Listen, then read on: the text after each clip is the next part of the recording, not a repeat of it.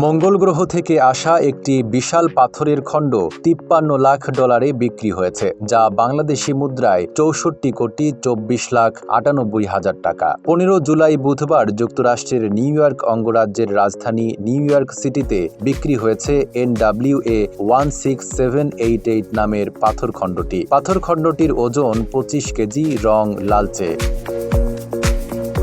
মার্কিন সংবাদ মাধ্যমগুলোর বরাত দিয়ে এক প্রতিবেদনে তুরস্কের সরকারি বার্তা সংস্থা আনাদুলু এজেন্সি জানিয়েছে, 2023 সালে সৌরজগতে এলোমেলোভাবে ঘুরতে থাকা একটি গ্রহাণুর সঙ্গে মঙ্গল গ্রহের সংঘর্ষ হয়। এতে মঙ্গলের ভূখণ্ড থেকে পাথরখণ্ডটি ভেঙে মহাকাশে মুক্ত হয়ে যায় এবং পৃথিবীর দিকে আসতে থাকে। ওই বছরই নভেম্বরে উল্কা আকারে নাইজারের সাহারা মরুভূমিতে পতিত হয় পাথরটি। বিশেষজ্ঞরা জানিয়েছেন, মঙ্গল থেকে মুক্ত হওয়ার পর 22,50,00,000 কিলোমিটার পথ পাড়ি দিয়ে পৃথিবীতে পতিত হয়েছে পাথরটি। শিয়া বাটার ও ভিটামিন ই সমৃদ্ধ লিলি হালাল বিউটি সোপ, তারুণ্যময় উজ্জ্বল ত্বকের জন্য।